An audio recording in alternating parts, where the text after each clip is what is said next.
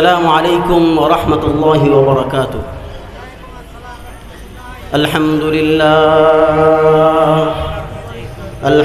لله نحمده ونستعينه ونستغفره ونؤمن به ونتوكل عليه ونعوذ بالله من شرور أنفسنا ومن سيئات أعمالنا. من يهده الله فلا مضل له ومن يضلله فلا هادي له. ونشهد أن لا إله إلا الله وحده لا شريك له. ونشهد أن سيدنا وسندنا ومولانا محمدا عبده ورسوله. أما بعد فأعوذ بالله من الشيطان الرجيم. بسم الله الرحمن الرحيم. وأن هذا صراطي مستقيما فاتبعوه ولا تتبعوا السبل فتفرق بكم عن سبيله. ذلكم وصاكم به لعلكم تتقون. وقال تعالى في آية أخرى: اليوم أكملت لكم دينكم وأتممت عليكم نعمتي ورضيت لكم الإسلام دينا. بارك الله لنا ولكم في القرآن العظيم ونفعنا وإياكم بالآيات والذكر الحكيم. আল্লাহ তাআলার লাখ কোটি শুকরিয়া যে আল্লাহ রব্বুল আলামিন আমাদেরকে ফতুল্লা থানা মুজাহিদ কমিটি ও এনায়েতনগর ইউনিয়ন ৬ নং ওয়ার্ডের যৌথ উদ্যোগে এই বিশাল একটি মাহফিলের মধ্যে বসে কিছু কথা বলার এবং শোনার মতো তৌফিক দান করেছেন। তাই একবার সকলে কালিমাতুশ শুকর আদায় করে আলহামদুলিল্লাহ।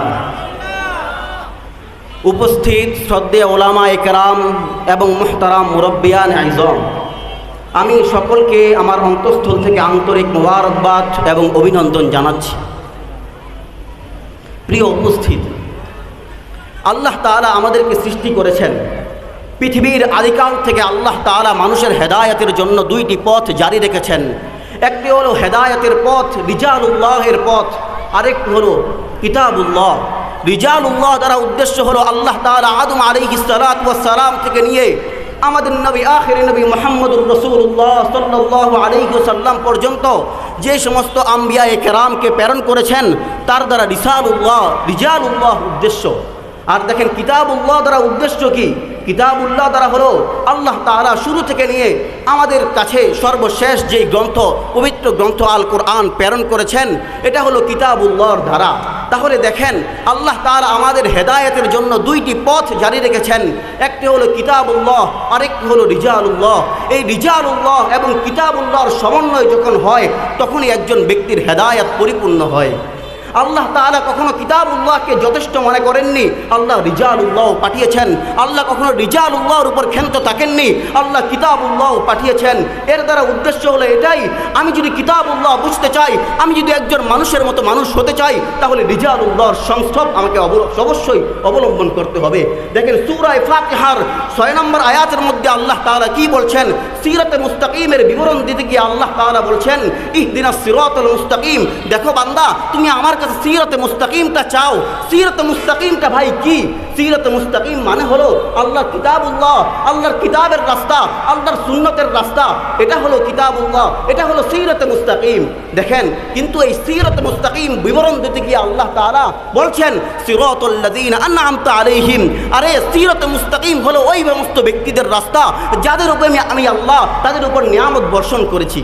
দেখেন সূরা ফাতিহার মধ্যে আল্লাহ তাআলা এটা বলেননি কার উপর আল্লাহ তাআলা নিয়ামত বর্ষণ করেছেন, বিবরণটা দিয়েছেন আল্লাহ তাআলা সূরা নিসার 69 নম্বর আয়াতের মধ্যে।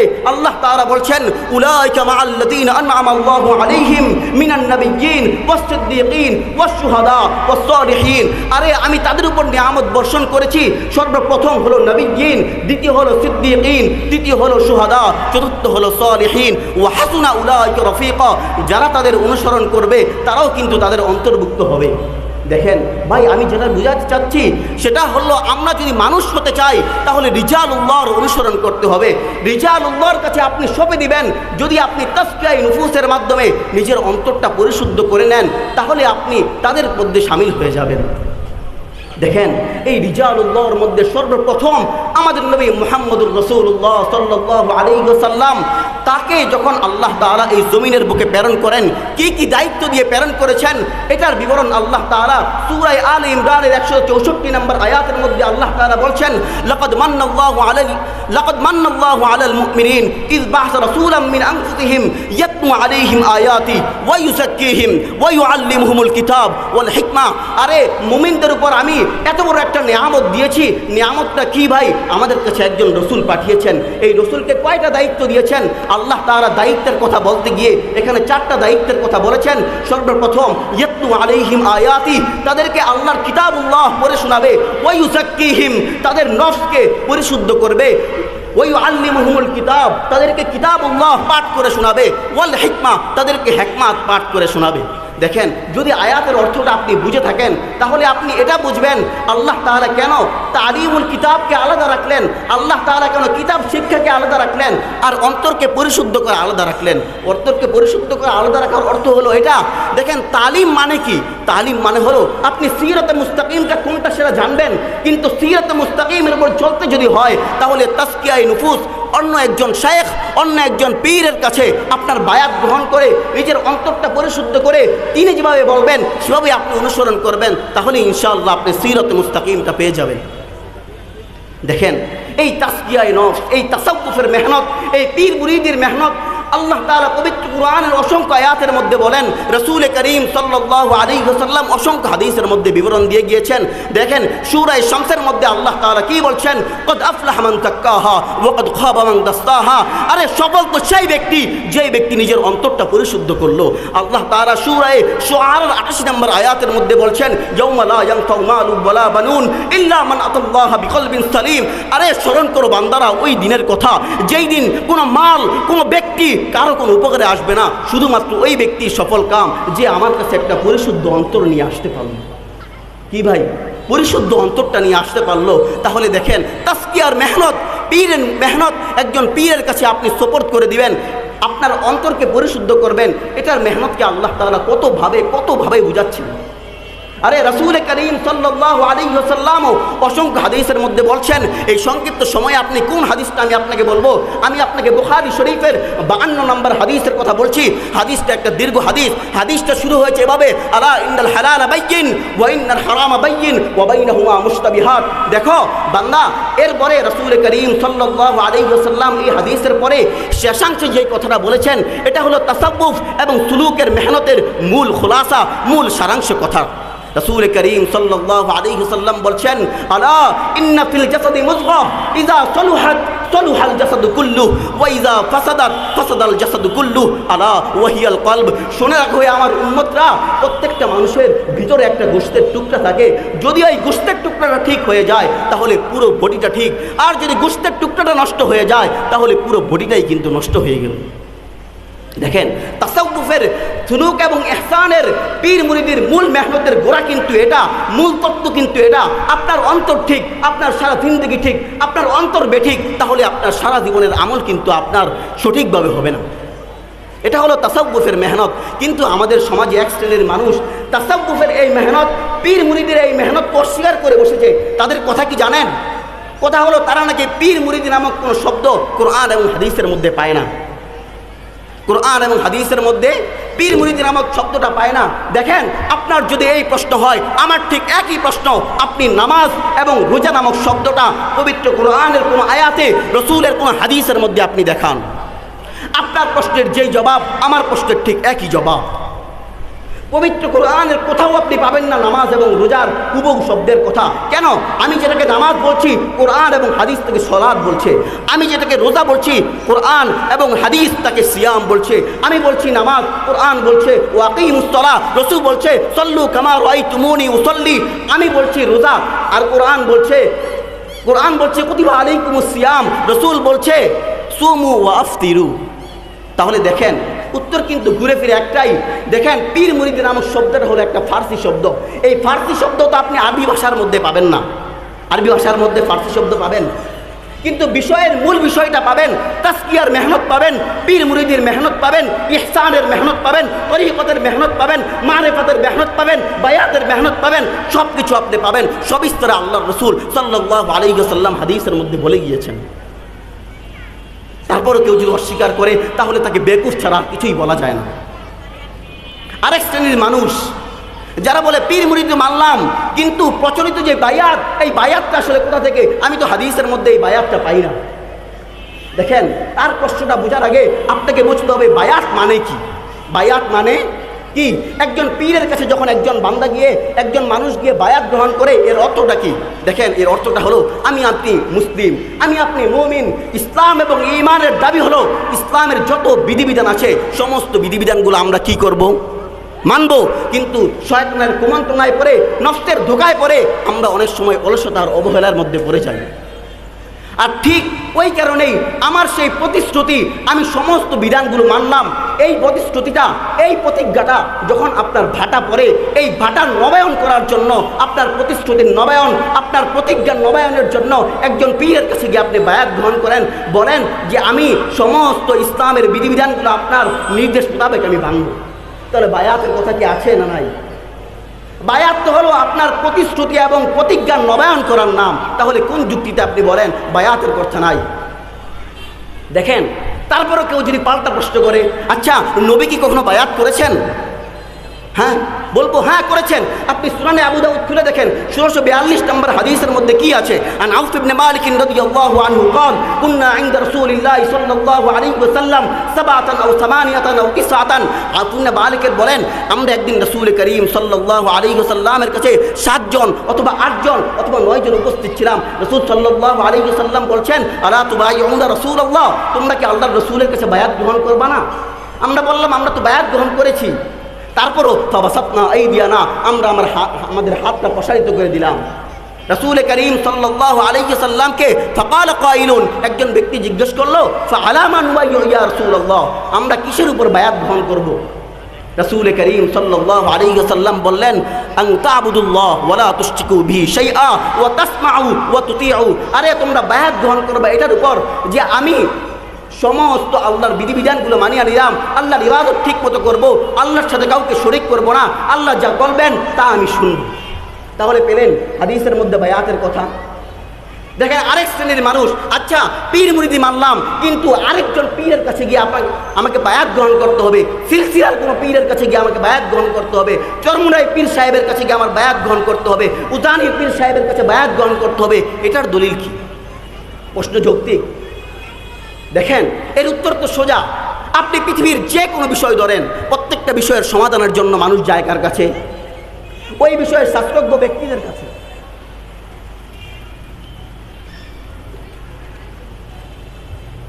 যে কোনো বিষয় সমাধানের জন্য যায় কার কাছে? ওই বিষয়ের শাস্ত্রজ্ঞ ব্যক্তিদের কাছে। আপনি কোনো বিষয় যদি সমাধান পেতে চান, ইলমুল কিরাতের কোনো সমাধান পেতে চান, তাহলে আপনি যাবেন কার কাছে? কুররায়ে সাবার কাছে।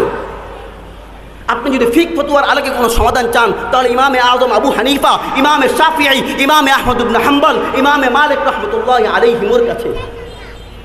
আপনি আকীদা শাস্ত্রে কোনো সমাধান পেতে চান, ইমামে আশআরী, ইমামে মাতুরিদি, ইমামে তাহাবী রাহমাতুল্লাহি আলাইহির কাছে। ঠিক তেমনিভাবে যদি আপনি তাসাউফ, সুলুকের, ইহসানের, তরিকতের, বায়াতের কোনো মেহনতের সমাধান পেতে চান, তাহলে চিশতিয়া, কাদেরিয়া, নকশবন্দিয়া, সোহরাওয়ার্দিয়ার তরিকার কোনো পীরের কাছেই আপনার যেতে হবে। সমাধান সুস্পষ্ট। তারপরে কেউ যদি হটকারিতা বসে করে, তাহলে বেকুফ ছাড়া আর কিছুই তাকে বলা যায় না। দেখেন এটা হলো এক শ্রেণীর মানুষ যারা পীর মুরিদকে অস্বীকার করে। আরেক শ্রেণীর মানুষ পীর মুরিদের যে মাকাম শরীয়তের মধ্যে ছিল তার থেকে তারা ছড়ে ফেলেছে। একদল মানুষ তো এটা বলে, আরে তরিকতের সাথে শরীয়তের কোনো সম্পর্ক নাই। আরেক দলের কথা হলো এটা মারেফাত অর্জন হয়ে গেলে ইবাদত বলতে নাকি কিছুই লাগে না। আরেক দল তো এমন, এই পীর মুরিদের অন্তরে নিজেদের শিরকি আকীদাগুলো তারা প্রচার করে। আরেক দল মানুষ তো এমন যারা এই পীর মুরিদের অন্তরের যৌনতার প্রচার প্রসার ঘটায়। কথা সুস্পষ্ট, এই ধরনের পীর মুরিদের সাথে ইসলামের কোনো সম্পর্ক নাই। এই ধরনের তরিকতের সাথে কোরআনের তাসকিয়াতুন নুফুস, হাদিসের ইহসানের কোনো মেহনত নাই। এই ধরনের পীর মুরিদের সম্পর্ক ইসলামী শরীয়তের মধ্যে নাই। এগুলো ভণ্ডামি আর প্রতারণা ছাড়া কিছুই নয়। এগুলো ইসলামের বিকৃতি ছাড়া কিছুই নয়। এগুলো মুসলমানদেরকে জান্নাতের পথ থেকে জাহান্নামের পথে নিয়ে যাওয়া ছাড়া আর কিছুই নয়। দেখেন, এই সংক্ষিপ্ত সময়ে তাদের ব্যাপারে বিস্তারিত আলোচনা করতে পারবো না। দেখেন, তাদের এক শ্রেণীর মানুষ যারা শরীয়তকে তরিকতের পরিপন্থী মনে করে, অথচ শরীয়তটা কেমনের শরীয়ত, যেই শরীয়তটা আপনাকে সবসময় মানতে হবে। সূরা জাসিয়ার 18 নম্বর আয়াতের মধ্যে আল্লাহ তাআলা কি বলছেন? সুম্মা জাআলনাকা আলা শরিয়াতিন মিনাল আমরি ফাত্তাবিহা। আরে আমি তোমাকে এমন একটা শরীয়ত দিয়েছি যে শরীয়তটা তোমাকে সবসময় মানতে হবে। দেখেন, আমাদের শরীয়তটা এমন একটা শরীয়ত যেটা সম্পূর্ণ পূর্ণাঙ্গ একটা শরীয়ত। তরিকতের মেহনত যদি করতে হয় শরীয়তের বিকল্প নাই, আর তরিকতের পূর্ণতা যদি চান শরীয়ত ছাড়া কল্পনাও করা যায় না। আরে কেন? আল্লাহ তাআলা তো শরীয়তকে এমন একটা শরীয়ত বানিয়েছেন যে শরীয়তের ব্যাপারে আল্লাহ তাআলা সূরা মায়েদার 3 নম্বর আয়াতের মধ্যে বলেন, আল ইয়াউমা আকমালতু লাকুম দীনাকুম ওয়া আতমামতু আলাইকুম নিয়ামতি ওয়া রাদিতু লাকুমুল ইসলাম দীনা। আমি আপনাকে এমন একটা দিন দিলাম, এমন একটা শরীয়ত দিলাম যে শরীয়তটা আমি নিজেই আপনার জন্য পরিপূর্ণ করে দিলাম। তাহলে দেখেন, এই পরিপূর্ণ শরীয়ত, আপনি যদি তরিকতের মেহনত করতে চান অবশ্যই আপনাকে মেহনত করতে হবে কি? শরীয়তের আলোকে। আরে আমি কেন? আরে শাইখুল কুতুবুল আরিফিন শেখ আব্দুল কাদের জিলানী রহমতুল্লাহি আলাইহি কাদেরিয়া সিলসিলার উৎপত্তি যেই ব্যক্তির মাধ্যমে হয়েছে তার একটি কথা ইবনে তাইমিয়া রহমতুল্লাহি আলাইহি মাজমুউল ফাতাওয়ার মধ্যে উল্লেখ করেন, লাবুদ্দা লিকুল্লি মুমিনিন ফি সাইরি আহওয়ালিহি মিন সালাসি আশিয়া মিন আমরিন ইয়ামতাসিলু ওয়া মিন নাহয়িন ইয়াজতানিবু ওয়া মিন কদরিন ইউরদা বিহি। দেখেন, শেখ আব্দুল কাদের জিলানী রহমতুল্লাহি আলাইহি কত বড় পীর ছিলেন, তারপরে তিনি কি বলছেন? তিনি বলছেন সব সময় মানুষকে 3টা জিনিস অবশ্যই মানতে হবে। আল্লাহ যে আদেশ করেছেন তা মানতে হবে, আল্লাহ যে নিষেধ করেছেন তা ছাড়তে হবে, আল্লাহ যে তকদীরের ফয়সালা করেছেন সেই তকদীরের ফয়সালার উপর সন্তুষ্ট থাকতে হবে। তাহলে পেলেন? তাহলে শরীয়ত যদি আপনাকে, তরিকত যদি মানতে হয় শরীয়ত ছাড়া কল্পনা করা যাবে না। তরিকতের পূর্ণতা যদি চান অবশ্যই শরীয়তের আলোকেই করতে হবে। আরেক শ্রেণীর মানুষ যারা বলে মারেফাত অর্জন হয়ে গেলে নাকি ইবাদত বলতে কিছু লাগে না। আরে মারেফাত আমাদের রসুল থেকে আপনার বেশি হয়ে গেছে। আরে রসুল দেখেন কেমন ইবাদত করছে। শামাইল তিরমিজির এক হাদিসের মধ্যে আছে রাসূল করিম সাল্লাল্লাহু আলাইহি সাল্লাম এই পরিমাণ ইবাদত করছেন হাত্তা তারিমাত কদামা, তার পা মুবারক ফুলে যেত। আয়েশা রাদিয়াল্লাহু আনহা এসে জিজ্ঞেস করলেন, হে আল্লাহর রসুল, আপনি এত ইবাদত করেন অথচ আল্লাহ আপনার সমস্ত গুনাহ তো মাফ করে দিয়েছেন। রাসূল করিম সাল্লাল্লাহু আলাইহি ওয়াসাল্লাম কি উত্তর দিচ্ছেন? আরে আফালা আকুনু আবদান শাকুরা, আমি কি শুকরগুজার বান্দা হব না? আরে ঈসা আলাইহিস সালাতু ওয়াস সালামের কথাই ধরুন, তিনি বলছেন কোরআনের এক আয়াতের মধ্যে আছে কদ আওসানি বিস সালাতি ওয়াজ যাকাতি মা দুমতু হাইয়া। আরে আল্লাহ আমাকে আদেশ করেছেন যতদিন আমার জান আছে, যতদিন আমার জীবন আছে, আমাকে নামাজ এবং যাকাতের আল্লাহ বিধান দিয়েছেন। আরেক ধরনের মানুষ যারা পীর মুরিদের অন্তরালে শিরকের প্রসার ঘটায়, তাদের এক ধরনের মানুষ বিশ্বাস করে পীরের ক্ষমতা আছে তাকে হেদায়েত দেওয়া। আল্লাহ বলছেন ইন্নাকা লা তাহদি মান আহবাব ওয়ালাকিন্নাল্লাহু ইয়াহদি মান ইয়াশা। আরে কোন আপনার নবী, আপনি নবীর ক্ষমতা নাই একজন মানুষকে হেদায়েত দেওয়ার। আরে হেদায়েতের ক্ষমতা একমাত্র আল্লাহ। তাহলে পীরের কোনো ক্ষমতা আছে? পীরের কোনো ক্ষমতা নাই কাউকে হেদায়েত দেওয়ার। পীরের ক্ষমতা নাই জান্নাতের মালিক হওয়ার। আল্লাহ রাসূল সাল্লাল্লাহু আলাইহি সাল্লাম ফাতিমা রাদিয়াল্লাহু আনহাকে বলছেন, ইয়া ফাতিমা আনকিদি নাফসাকি মিনান নার, হে ফাতিমা তুমি নিজেকে জাহান্নামের আগুন থেকে হেফাজত করো। ফাইন্নী লা আমলিকু মিনাল্লাহি শাইআ, কেননা আমি তো জাহান্নামের ক্ষেত্রে আল্লাহর কাছ থেকে আমি কোনো কিছু তোমাকে রক্ষা করতে পারবো না। দেখেন, নিজের মেয়ে ফাতিমাকে কি বলছেন? আমি কিন্তু তোমাকে জাহান্নাম থেকে হেফাজত করতে পারবো না। তাহলে পীর কিভাবে পারবে? দেখেন, এই তাসাব্বুফ এবং মেহনতের খোলাসাটা কি?